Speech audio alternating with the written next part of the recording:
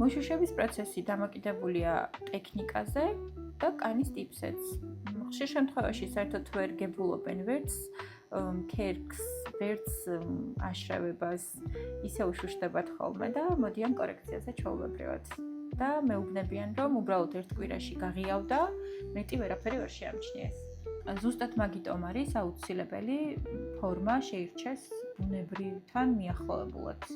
რომ რაღაც დროის შემდეგ მოუნდეს ადამიანს სხვა ფორმის გაკეთება, თუნდაც ტუჩზე სხვა ფერის გაკეთება, ან წარბზე სხვა ფორმის გაკეთება. ასევე ლაინერის შემთხვევაშიც უნდა იყოს მინიმალური, რომ ადამიანს შეეძლოს დროის მერე გადაკეთება. ხშირად მოდიან ფოტოსურათით. ზუსტად ისე უნდათ წარბის გაკეთება, როგორც არის სურათზე.